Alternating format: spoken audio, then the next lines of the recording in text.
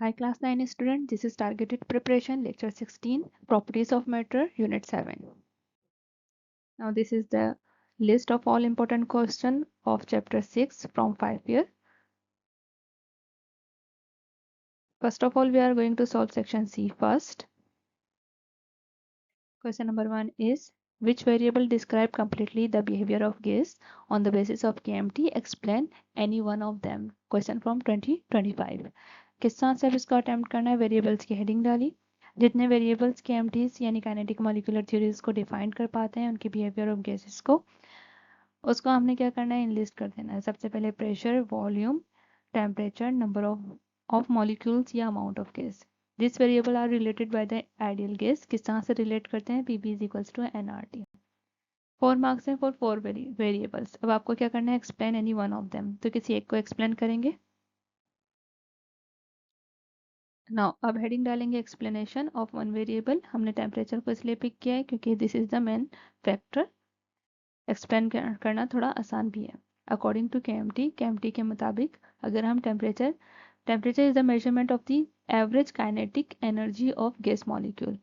मतलब दोनों एक दूसरे के डायरेक्टली प्रोपोर्शनल है. Average kinetic energy of gas molecule increase होगी बाय इंक्रीज द टेम्परेचर. कैसे देखते हैं. व्हेन टेम्परेचर इंक्रीजेज, जैसे टेम्परेचर इंक्रीज होगा the speed of molecule increases. Molecule ज़्यादा स्पीड से मूव करना शुरू करेंगे. There kinetic energy obviously increase होगी क्योंकि काइनेटिक एनर्जी होती है half M V square. V मतलब स्पीड ऑफ मॉलिक्यूल. ये इंक्रीज होगा तो काइनेटिक एनर्जी भी इंक्रीज होगी. They collide more forcefully with the wall of the container. अगर इनकी कोलिजन अगर मोर फोर्सफुली ये कोलाइड करते हैं, इसका मतलब क्या है, प्रेशर इंक्रीज कर देंगे.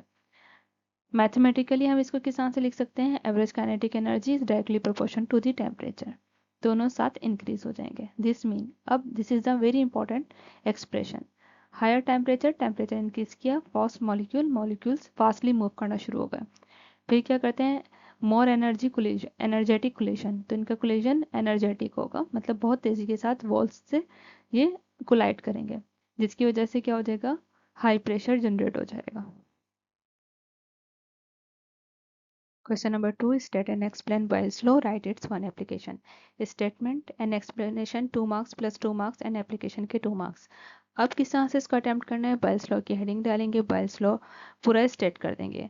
कांस्टेंट टेम्परेचर और कांस्टेंट मास पे या फिक्स मास पे प्रेशर इज इनवर्सली प्रोपोर्शन होता है वॉल्यूम के.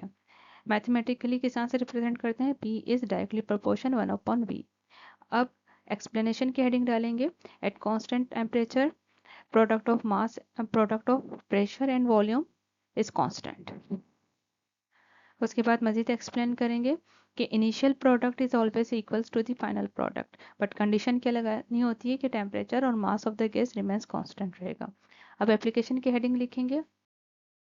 अब एप्लीकेशन की हेडिंग डालेंगे. कोई एक एप्लीकेशन हमें रेफरेंस करना है तो हमने एप्लीकेशन लिख दी सिरिंज वर्किंग की. सिरिंज कैसे वर्किंग करता है, सबसे पहले जब हम उसे पुल डाउन करते हैं तो वॉल्यूम इंक्रीज होता है obviously, but the pressure inside decreases. Liquid enters the syringe due to the outside atmospheric pressure. Outside और इनसाइड प्रेशर में ग्रेडियंट जनरेट हो जाता है, जिसकी वजह से लिक्विड इनसाइड आना शुरू हो जाता है. अब when we push the piston, जैसे ही पिस्टन को पुश करेंगे वॉल्यूम डिक्रीज होना शुरू हो जाता है. देन प्रेशर पे क्या होगा, प्रेशर इंक्रीजेस इनवर्सली प्रोपोर्शनल. जैसे ही प्रेशर इंक्रीज होगा तो लिक्विड आउटसाइड जाना शुरू कर देगा, comes out. This is enough for syringe working.